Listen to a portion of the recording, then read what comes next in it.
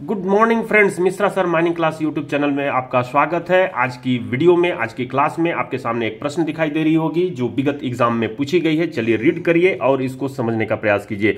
Question number 75 करिए। According to the statute, कानून के अनुसार which of the following details, इनमें से कौन सी detail shall be shown on the water danger plan. Water danger plan में इसमें से कौन सी चीजें दिखाई जाती हैं। माइन का जो वाटर डेंजर प्लान होती है उसमें से कौन सी चीजें दिखाई जाती है। ऑप्शन ए कहता है every pumping and telephone station. Option B कहता है एवरी रिजर्वर, डैम और other structure either above or below ground. Option C कहता है the position of every dyke, fault, other geological disturbances. C number कहता है every haulage and travelling roadways. ये कहता है surface contour lies at specified interval. तो ये जो क्या क्या दिखाई जाती है, क्या क्या नहीं दिखाई जाती है, इसको हम लोग जानने के लिए कानून से उसको स्टैट्यूट को रिलेट करने के लिए सबसे पहले तो ये आपको दिमाग में आ जाना चाहिए कि वाटर डेंजर प्लान की बात कर रहा है तो ये टाइप्स ऑफ प्लान जो CMR 2017 का रेगुलेशन नंबर 65 का 1 के G के तहत जो प्लान बनाई जाती है वाटर डेंजर प्लान, उसको दिखाने की बात कहा जा रहा है। तो यहां पर हम लोग वाटर डेंजर प्लान 1 के G के सब रेगुलेशन 65 का 1 का G का तो दिखाना ही है, साथ ही 3 नंबर जो सब रेगुलेशन है उसको तहत भी उसमें हम लोग दिखाते हैं। 3 नंबर में क्या चीज है उसकी हम लोग जानकारी लेंगे। लेकिन ये जो वाटर डेंजर प्लान है जो कि हम लोग पानी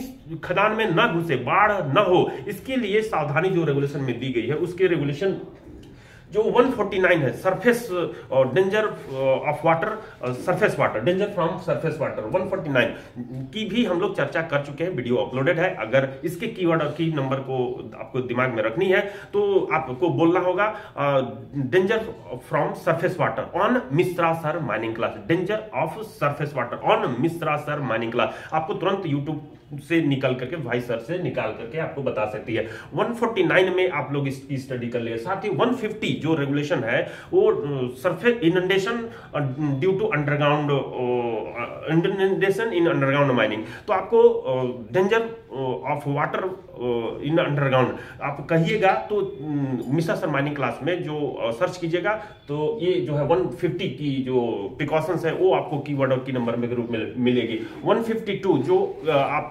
रेगुलेशन है CMR 152 है, उसमें आपकी जो डैम बनाते हो या रिजर्वर बनाते हो उसके कंस्ट्रक्शन के संबंध में उसकी प्रिकॉशन भी बताई गई है जो कि मिश्रा सर माइनिंग क्लास के यूट्यूब चैनल में अपलोडेड है। लेकिन यहां पर हम लोग चर्चा करने वाले हैं रेगुलेशन 65 टाइप्स ऑफ प्लान, जिसमें वाटर डेंजर प्लान 1 के G के तहत क्या क्या दिखाई जाती है। चलिए इसके कीवर्ड और की नंबर को अपन लोग ध्यान में रखने का प्रयास करते हैं। यहां पर सबसे पहली पॉइंट जो आपको दिखानी है सरफेस की या अंडरग्राउंड की। सरफेस में या अंडरग्राउंड में जो भी वाटर बॉडीज है, वाटर बॉडीज कहने का मतलब कि रिजर्वर, रिवर, स्ट्रीम, लेक, कोई भी सरफेस में जो पानी की इकट्ठा करके आप रखे हुए हैं, जो कि माइन बाउंड्री जो आपकी है, एक मीटर के अंदर जो माइन बाउंड्री होती है उस माइन बाउंड्री के 200 मीटर के अंदर ये जो भी आपके सरफेस वाटर बॉडीज है या अंडरग्राउंड है उसकी पेरीफेरी के अंदर में जो भी सरफेस, जो भी वाटर के सोर्सेस है, वाटर बॉडीज है, सरफेस के हो चाहे अंडरग्राउंड हो, माइन बाउंड्री के 200 मीटर के अंदर उन सभी वाटर बॉडीज को प्लान में दिखानी है। तो ये आपको याद रखना है, water bodies of surface and underground उसको दिखानी है 200 मीटर के अंदर का। अब यहां पर आते हैं दूसरे नंबर में। दूसरा नंबर में कहता है पोजीशन ऑफ वर्किंग, जो काम की जगह का स्थान आपको उसको लोकेट करना है अंडरग्राउंड के केस में। साथ ही ओपन कास्ट वर्किंग का भी पोजीशन को दिखाना है और बोरहोल को दिखानी है, साफ्ट की दिखानी है, साफ्ट में डेप्थ भी दिखानी है, कोई भी ड्राइव आप चला रहे हैं उसको दिखानी है, क्रॉस कट दिखानी है, स्टेपल पिट दिखानी है, एयर फ्लो भी दिखानी रहती है। वाटर डेंजर प्लान में आपको हवा का डायरेक्शन भी दिखाना रहता है। अभी वेंटिलेशन प्लान में दिखाई जाती तो है ही है, यहां पर वाटर डेंजर प्लान में भी दिखानी है। तो आपको ये कह सकता है, ऐसा प्रश्न आपके एग्जामिनेशन में आ सकता है कि वाटर डेंजर प्लान में कौन सी चीज नहीं दिखाई जाती है। तो इसमें एयर फ्लो देख करके आप कंफ्यूज हो सकते हैं, लेकिन यहां कंफ्यूज नहीं होना। इस वीडियो को देखने के बाद आपको यह पता चल रही है कि water danger plan types of plan 65 1G के रोमन लेटर 2 के तहत एयर फ्लो का डायरेक्शन दिखाया जाता है। तो यहां पर आपने 2 नंबर, रोमन लेटर का 2 नंबर जो दिखानी है वाटर डेंजर प्लान में, उसको आपने समझ लिया। साथ ही जो 3 नंबर कीवर्ड के रूप में आप देख रहे हैं जियोलॉजिकल डिस्टर्बेंस, जो भी डाइक हो, स्लिप हो, फॉल्ट हो, जो भी आपकी जियोलॉजिकल डिस्टर्बेंस हो, उसको आपको दिखानी रहती ही है। जिसमें अगर फॉल्ट दिखा रहे हैं तो थ्रो और हेड भी उसको दिखानी रहती है। तो यहां पर आपने देख लिया, तीसरे नंबर में जियोलॉजिकल डिस्टर्बेंस आपको दिखानी है। अब यहां पर चौथे नंबर में बताया जा रहा है स्पॉट लेवल। तो जो स्पॉट लेवल होती है वह लेवल जिसकी आरएल पता रहती है अंडरग्राउंड माइन में, वह लेवल, वह पॉइंट जिसकी आरएल पता होती है, रिड्यूस लेवल पता रहता है, यानी समुद्र सतह से ऊंचाई या गहराई जो है पता रहता है। तो उसमें स्पॉट लेवल कहां कहां दिखानी रहती है, सभी ड्राइव्स, यानी कि जो भी आप गैलरी चला रहे हैं उसको दिखानी है, सभी मेन हेडिंग्स को दिखानी है, मेन हेडिंग्स के स्पॉट लेवल को दिखानी है, उसके अंत में जो लेते हैं, साथ ही हॉलेज लाइन में लेते हैं जो 150 मीटर के इंटरवल पर आपको दिखानी रहती है। तो यहां पर जो है आपको 5th नंबर, तो ये हो गई स्पॉट लेवल 4th नंबर। और रोमन लेटर का 5th नंबर जो होती है सोर्स ऑफ वाटर, जो भी सोर्स ऑफ वाटर है वो सरफेस की हो, चाहे फिर हम लोग बात करेंगे अंडरग्राउंड की, तो सरफेस में हम लोग चाहे रिजर्वर हो, रिवर हो, स्ट्रीम हो, वाटर कोर्स हो, या वाटर लॉक्ड वर्किंग हो, या फिर ओपन कास्ट वर्किंग हो जिसमें पानी भरी हुई हो, तो वो तो आपको सरफेस की दिखानी ही है। प्लस में वाटर लॉक्ड वर्किंग के 60 मीटर के अंदर में, रेडियस में कोई भी आपकी अगर फेस आती है तो वो आपको वर्किंग्स को दिखानी ही दिखानी है। और उस फेस को आप 60 मीटर के वाटर लॉक्ड वर्किंग WLW यानी वाटर लॉक्ड वर्किंग के 60 मीटर के अंदर कोई फेस होती है तो आप रेगुलेशन 150 के तहत फेस को आगे तब तक नहीं बढ़ाओगे जब तक कि DGMS का परमिशन नहीं ले लेते। तो आप जो है ये वाटर लॉक्ड वर्किंग का 60 मीटर वाला रेंज आपने समझ लिया रोमन लेटर 5 के तहत, 1G का 5 के तहत। तो अब ये 6 नंबर में आते हैं। 6 नंबर में कहता है कि क्या क्या दिखानी रहती है वाटर डेंजर प्लान में, तो डैम दिखानी है, रिजर्वर दिखानी है। जो आप कंस्ट्रक्शन अंडरग्राउंड में करते हो या फिर सरफेस में करते हो तो वो करने के पहले आपको 14 दिन पहले आप रीजनल इंस्पेक्टर को नोटिस देते हो 152 रेगुलेशन के तहत, रिजर्वर या डैम कंस्ट्रक्शन करते हो तो उसको भी आपको वाटर डेंजर प्लान में दिखानी रहती है। अब आते हैं 7वें नंबर रोमन लेटर का, जिसमें HFL हाईएस्ट फ्लड लेवल, जिसमें ये चर्चा आपकी 149 नंबर में भी की गई, 150 नंबर में भी की गई है। 159 नंबर में आपको बता चुका हूं कि जो माइन की एंट्रेंस की लोअर पॉइंट होती है उससे 1.5 मीटर ऊंचा हाईएस्ट फ्लड लेवल होनी चाहिए। तो हाईएस्ट फ्लड लेवल के 1.5 मीटर ऊंचा जो होनी चाहिए माइन एंट्रेंस। साथ ही जो है अगर बारिश के कारण से किसी वर्ष हाईएस्ट फ्लड लेवल में परिवर्तन होता है तो उस स्थिति में न्यू हाईएस्ट फ्लड लेवल आपको शो करनी रहती है।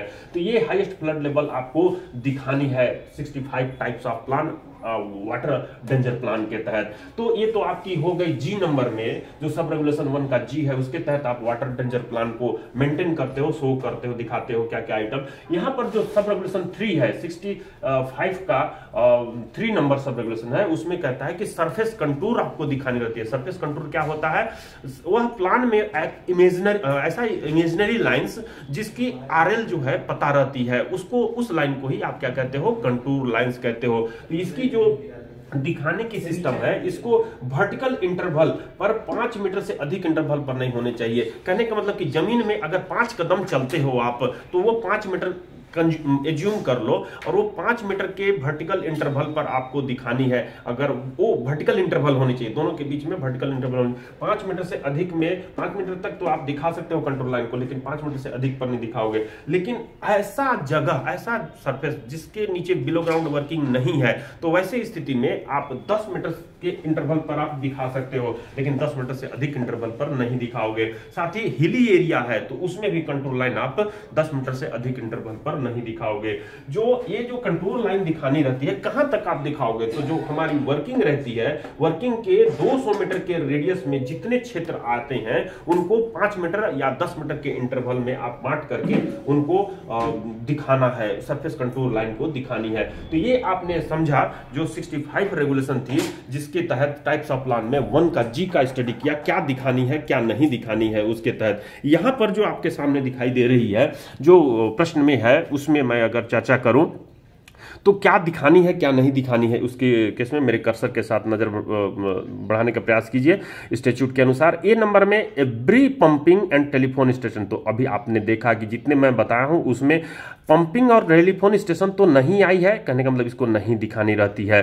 तो ऑप्शन ये जो आपकी दी हुई है ए नंबर को नहीं दिखानी है, तो ऑप्शन में देखिए ए नंबर कहां कहां दिया हुआ है। तो कैपिटल ए जो आपकी पहला ऑप्शन है उसमें दिया हुआ है, इसमें मतलब इसको नहीं दिखानी है, इसको टिक नहीं लगाएंगे आप। कैपिटल बी जो हुआ है उसमें भी स्मॉल ए दिया हुआ है, इसको नहीं दिखानी है। साथ में जो सी नंबर है, सी नंबर में ए नहीं है तो आप सी को टिक लगा सकते हो। उसी तरह से कैपिटल डी वाली जो ऑप्शन है इसमें भी ए है, ई में भी ए है, तो आप तो ए को ये वाली को नहीं दिखाओगे, यहां पर सी नंबर को ही टिक लगानी है। लेकिन आप बी और सी डी ई में से चेक करो, बी को क्या कहता है, एवरी रिजर्वर डैम और other structures either above or below ground. तो आपने ये चीज जो है 152 के तहत जो कंस्ट्रक्शन करते हो, 152 रेगुलेशन के तहत कंस्ट्रक्शन करते हो एवरी रिजर्वर डैम और अदर स्ट्रक्चर को, उसको आप दिखाते हो, जो कि आप रोमन लेटर का जो 65 का 1 का जी का तहत जो 6 रोमन लेटर थी उसमें आपने इसको कह चुका है कि दिखाओगे ही दिखाओगे, तो इसको तो दिखानी है। अब देखो सी नंबर में द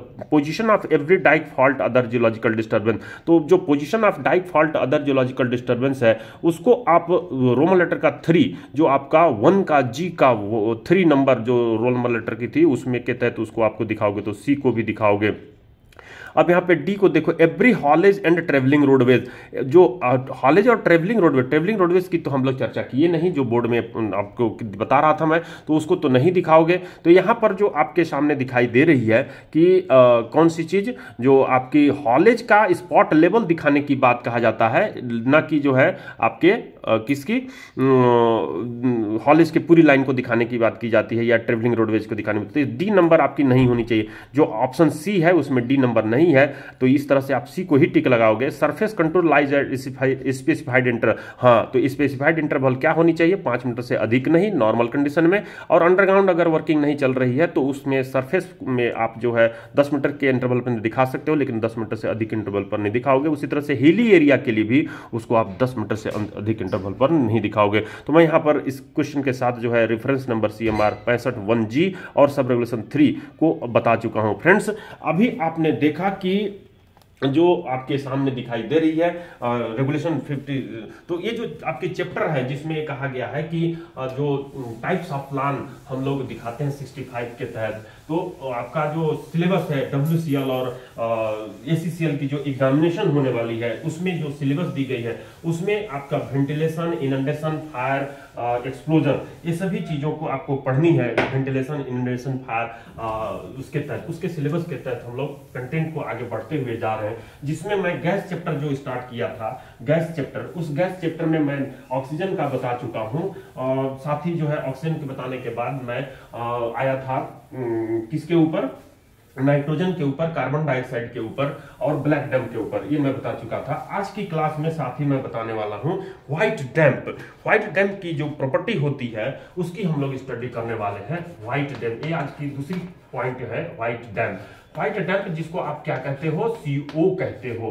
तो ये कार्बन मोनोऑक्साइड जब ये कैसे जनरेट होती है, जब incomplete combustion of the carbon और carbonaceous material in the presence of insufficient presence of oxygen, तो ये जो है कार्बन मोनोऑक्साइड जनरेट होती है। तो ये कार्बन जनरेट कैसे होती है, जनरेट की अगर बात करें तो ये जो है जनरेट होती है कार्बन और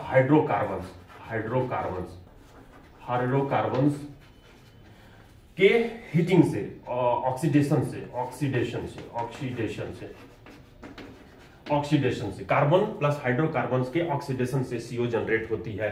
तो जो इनकम्प्लीट कंबस्टन जिसको बोलते हैं, इनसफिशिएंट ऑक्सीजन के सप्लाई में, इनसफिशिएंट ऑक्सीजन के सप्लाई में, तो ये CO हो गई। अगर इसकी प्रॉपर्टी की बात करें तो प्रॉपर्टी में आपको ये याद रखनी है, क्या याद रखनी है कि ये इसकी प्रॉपर्टी, ये तो पहला चीज है, रंगहीन होती है, कहने का मतलब कि कलरलेस होती है, तो ये कलरलेस हो गई। अब यहाँ पर दूसरी बात करेंगे गंध की, तो ये गंधहीन भी होती है, जिसको हम लोग कहते हैं अडोरलेस होती है। तो ये आपने बात कर लिया, किसकी, गंध की बात कर लिया। तीसरे नंबर में हम लोग देखते हैं स्वाद की, तो ये भी स्वाद हीन होती है, यानी कि टेस्टलेस होती है, टेस्टलेस होती है। तो ये जो है आप लोग ये देखें। साथ में स्पेसिफिक ग्रेविटी की यदि बात करें, स्पेसिफिक ग्रेविटी की, यानी कि ग्रेविटी जिसको आप लोग कहते हो वजन के तौर पर आप लोग जानते हो कि हवा से भारी है या हल्की है, तो स्पेसिफिक ग्रेविटी इसकी 0.967 होती है, जो कि नाइट्रोजन का भी आपने देखा था, लगभग हवा के इक्विवेलेंट होती है। जब इसकी हम बात करेंगे क्रिटिकल टेम्परेचर की, क्रिटिकल टेम्परेचर जैसे कि कल की वीडियो में बताया था, क्रिटिकल टेम्परेचर क्या होती है, वह टेम्परेचर जिस पर गैस जो है लिक्विड फॉर्म में चेंज हो जाती है, उसी टेम्परेचर को क्या कहते हैं, लिक्विड कौन सी टेम्परेचर कहते हैं, क्रिटिकल टेम्परेचर कहते हैं। जिसके संबंध में डीजे देशमुख साहब ने कहा है कि जो हमारी कार्बन मोनोऑक्साइड जो गैस होती है उसकी जो टेम्परेचर होती है अपना, वो होती है -140 डिग्री सेंटीग्रेड। तो -140 डिग्री सेंटीग्रेड जो है इसका आपको क्रिटिकल टेम्परेचर याद रखनी है, क्रिटिकल टेम्परेचर। उसी तरह से 7वें नंबर में अगर बात करें क्रिटिकल प्रेशर की, यानी कि वह दबाव, वह प्रेशर जिस पर कि गैस यानी CO लिक्विड में चेंज हो जाती है, वो क्या कहलाती है, आपका एटमॉस्फेयर क्रिटिकल प्रेशर कहलाती है। क्रिटिकल प्रेशर की अगर बात करें तो ये जो है अपना जो CO है ये आपको 35 एटमॉस्फेयर ATM 35 एटमॉस्फेयर पर जो है ये आपके उस दबाव पर गैस जो है लिक्विड में चेंज हो जाती है। तो ये आपने जाना क्या चीज, CO का प्रॉपर्टीज। अब ये प्रोडक्शन की बात करें जो आपने जाना, इसको हम लोग फिजियोलॉजिकल जो इफेक्ट होता है शरीर पर जो इसकी परमिसिबल लिमिट की बात करें, फिजियोलॉजिकल इफेक्ट देखने के पहले फिजियोलॉजिकल इफेक्ट यानी मानव शरीर पर कैसे प्रभाव जो है डालता है। तो सबसे पहले यहाँ पर जो परसेंटेज ऑफ अगर हम लोग CO की बात करें एक टेबल में और दूसरे में इफेक्ट की बात करें, तो ये टेबलाइज करके आपको स्टडी करने के लिए मैं जो कि आपको जब स्क्रीन शेयर करूंगा तो उसमें आपको दिखा दूंगा जो मैं टेबलाइज किया हुआ हूँ, अभी आप समझ लो। तो इफेक्ट में जो इसकी परमिसिबल लिमिट होती है, हम लोग बात करेंगे परमिसिबल लिमिट की, तो ये 0.005% होती है, 0.005% होती है, जिसको हम लोग क्या कहते हैं, परमिसिबल लिमिट। तो ये हो गई परमिसिबल लिमिट हो गई। अब हम लोग लॉकिंग लाइन लगा करके दूसरी जो आते हैं, लेकिन ये कहा गया है कि 0.00165% पर भी इसकी माइल्ड इफेक्ट लंबे समय तक काम करने से, लंबे समय तक अगर इस परसेंटेज में भी काम करते हैं, लंबे समय तक काम अगर आप करते हैं तो लंबे समय तक काम करने पर माइल्ड इफेक्ट दिखाई देती है, माइल्ड इफेक्ट आपको दिखाई पड़ती है। तो ये 0.66% हो गए।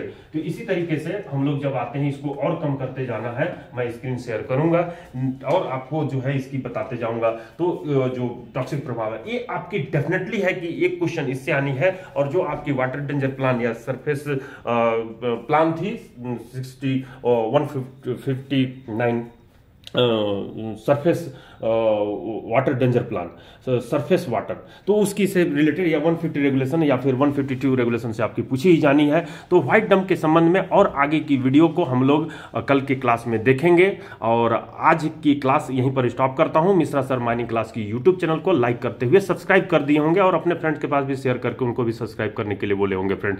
थैंक यू, अगले वीडियो में फिर से मिलते हैं।